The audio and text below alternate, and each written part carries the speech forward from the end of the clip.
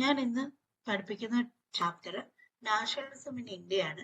Nationalism in ഇന്ത്യയിലെ വളരെ പ്രധാനപ്പെട്ട ഒരു ടോപ്പിക്കാണ് നമ്മളിന്ന് ഡിസ്കസ് ചെയ്യുന്നത്. First world war and Indian nationalism. ആ ടോപ്പിക്കിനെ കുറിച്ചിട്ടാണ് ഞാൻ ഇന്ന് പറയാൻ പോകുന്നത്.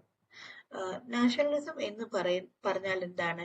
നാഷണലിസം എന്ന് പറഞ്ഞാൽ ജാതിയുടെയോ മതത്തിന്റെയോ വർഗത്തിന്റെയോ വർണ്ണത്തിന്റെയോ വ്യത്യാസമില്ലാതെ നമ്മൾ എല്ലാവരും ഒരു രാജ്യത്തിലെ അംഗങ്ങളാണ് എന്ന ഒരു ഫീലിങ്ങിനെയാണ് നാഷണലിസം എന്ന് പറയുന്നത്. നാഷണലിസം എന്ന് പറയുന്ന ഐഡിയോളജി വളരെ ശക്തമായിട്ട് വന്നത് ഫ്രഞ്ച് റവല്യൂഷന്റെ കാലത്താണ്.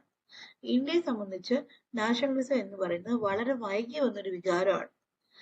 ഫ്രഞ്ച് അല്ലെങ്കിൽ യൂറോപ്യൻ രാജ്യങ്ങളിൽ നാഷണലിസം എന്ന് പറയുന്നത് അവരുടെ യൂണിഫിക്കേഷന് വളരെയധികം സഹായിച്ച ഒരു ഫീലിംഗ് ആയിരുന്നു. പക്ഷെ ഇന്ത്യയിൽ ഈ നാഷണലിസം എന്ന് പറയുന്ന ഫീലിംഗ് വന്നത് ഫസ്റ്റ് വേൾഡ് വാറിന്റെ സമയത്താണ്. അതുവരെയും നമ്മൾ ബ്രിട്ടീഷുകാര് ഭരിക്കുന്നെങ്കിൽ ഭരിച്ചോട്ടെ, ഇല്ലെങ്കിൽ ഇല്ല, അങ്ങനെ ഒരു ആറ്റിറ്റ്യൂഡായിരുന്നു. ഇന്ത്യ നാട്ടുരാജ്യങ്ങളായിട്ട് വിഭജിക്കപ്പെട്ടിരിക്കുകയായിരുന്നു. ഈ നാട്ടുരാജ്യങ്ങൾ തമ്മിൽ തന്നെ വളരെയധികം അടിയും വഴക്കുമായിട്ട് നടന്നൊരു കാലഘട്ടമായിരുന്നു. ശരിക്കും ആ കാലഘട്ടത്തിനെ ബ്രിട്ടീഷുകാർ മുതലെടുക്കുകയും ചെയ്തു. അപ്പം പിന്നെ നമുക്ക് എന്താ പറയുക, നമുക്ക് അങ്ങോട്ടും ഇങ്ങോട്ടും തന്നെ ഒരു യോജിപ്പോ കാര്യങ്ങളോ തീരെ ഉണ്ടായിരുന്നില്ല.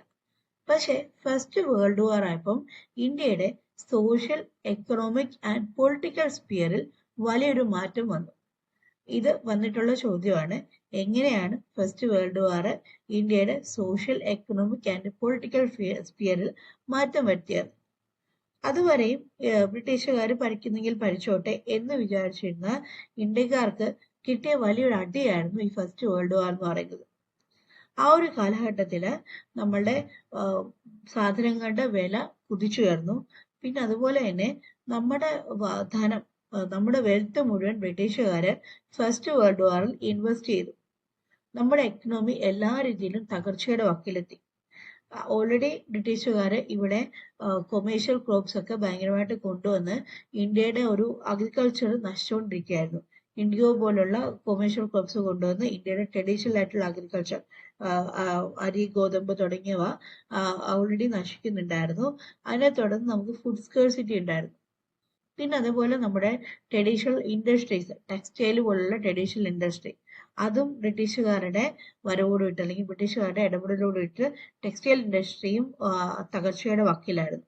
അപ്പൊ ഈ രണ്ട് ഇൻഡസ്ട്രിയും തകർന്നപ്പോൾ തന്നെ ഇന്ത്യയുടെ ഒരു എക്കണോമി വല്ലാത്തൊരു അവസ്ഥയിലായിരുന്നു. ഇന്ത്യയിലെ ഫുഡ് സ്കേഴ്സിറ്റി വളരെ രൂക്ഷമായിരുന്നു. വളരെ രൂക്ഷം എന്ന് പറഞ്ഞു കഴിഞ്ഞാൽ ഒരു 13 മില്യൺ ആൾക്കാരാണ് ഇന്ത്യയിലെ ഫാമിംഗ് അല്ലെങ്കിൽ കൊടും പട്ടിണി മൂലം മരിച്ചത്. ഗ്രേറ്റ് ബംഗാൾ ഫാമിൻ എന്നാണ് അതിനെ പറയുന്നത്. അതോടൊപ്പം ഫോഴ്സ്ഡ് റിക്രൂട്ട്മെന്റ്, നമ്മുടെ വില്ലേജുകളിൽ നിന്നും നിർബന്ധമായിട്ട് സൈനികരെ അവര് ഫോഴ്സ്ഡ് റിക്രൂട്ട്മെന്റ് ചെയ്തു.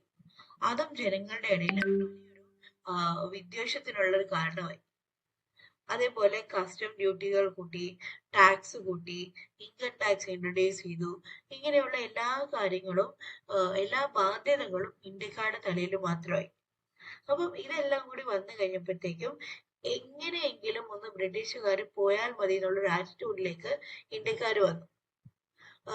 കാരണം അത്രയും ഗതികെട്ട അവസ്ഥയായിപ്പോയി.